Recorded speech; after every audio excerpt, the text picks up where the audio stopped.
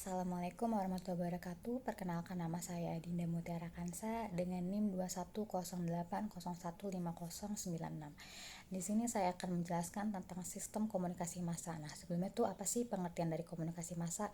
Nah, komunikasi massa adalah penyampaian pesan melalui media massa kepada audiens yang jumlahnya itu besar, bersifat tidak langsung, satu arah, dan ditujukan kepada publik yang luas dan tersebar. Contohnya tuh seperti siaran berita TV, iklan radio, ataupun artikel di surat kabar.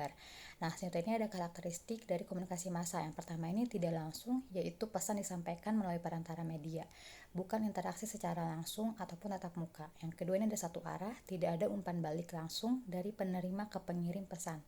Yang ketiga ada bersifat terbuka, informasi ini bisa diakses oleh banyak orang. Nah, yang terakhir ada publik yang luas dan tersebar, audiens berasal dari berbagai latar belakang yang berbeda. Selanjutnya ini ada sistem komunikasi massa versus sistem komunikasi interpersonal. Nah, kalau sistem komunikasi massa ini memiliki ciri melalui media seperti TV, radio, surat kabar, ataupun majalah, dengan tujuan menjangkau audiens yang lebih luas dalam kurun waktu yang singkat. Nah, interaksinya ini secara tidak langsung dan audiens ini cenderung lebih pasif. Selanjutnya ada komunikasi interpersonal. Cirinya itu seperti tatap muka atau berinteraksi secara langsung ataupun interaksi pribadi antar individu dengan tujuan komunikasi lebih personal dan intim, dan interaksinya itu dua arah dan mendapatkan umpan balik secara langsung.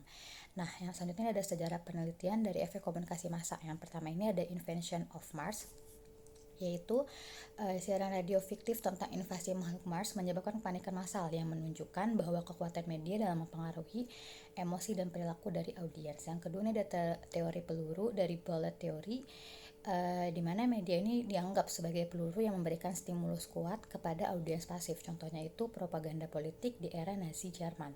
Selanjutnya ada penelitian dari Lazarfeld, yaitu media tidak mengubah perilaku, menganggap media tidak mengubah perilaku audiens secara signifikan, tetapi media hanya memperkuat keyakinan yang sudah ada, dan interaksi interpersonal ini lebih dominan dalam mempengaruhi pendapat.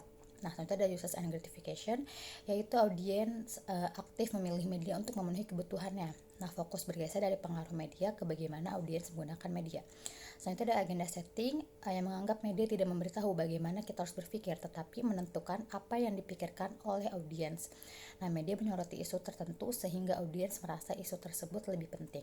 Selanjutnya ini ada faktor-faktor yang mempengaruhi reaksi dan komunikasi massa. Yang pertama ini ada perbedaan individual, yaitu reaksi audiens bergantung pada pengalaman, sikap, dan kepribadian setiap individu.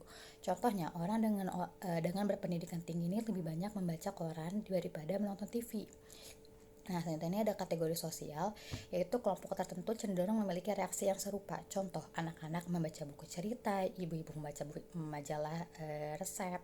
Selanjutnya itu ada hubungan sosial atau two-step flow, yaitu informasi dari media disampaikan ke opinion leader atau pemimpin opini yang terdahulu. Kemudian pemimpin opini itu menyebarkan informasi melalui interaksi sosialnya. Selanjutnya ada efek komunikasi massa. Yang pertama ini ada efek kognitif yang berhubungan dengan pengetahuan dan pemikiran. Yang pertama ini ada agenda setting, yang media ini membentuk persepsi audiens tentang isu yang penting. Contohnya pemberitaan rutin tentang populasi udara yang akan mendorong perhatian publik nih terhadap isu lingkungan yang ada. Selanjutnya ada pembentukan dan perubahan citra, yaitu media mampu membentuk atau mengubah citra individu, organisasi, ataupun produk. Contohnya tuh seperti kampanye positif dapat memperbaiki citra perusahaan yang sebelumnya itu buruk.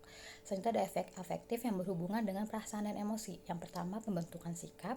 Media lebih efektif dalam mengubah sikap pada audiens yang belum memiliki pendapat kuat. Contohnya, iklan produk baru lebih mempengaruhi audiens yang belum mengenal produk tersebut. Selanjutnya ada rangsangan emosional. Media menggunakan konten untuk memicu emosi seperti sedih, marah, ataupun senang. Nah, berita bencana alam ini menimbulkan simpati dan empati dari audiens.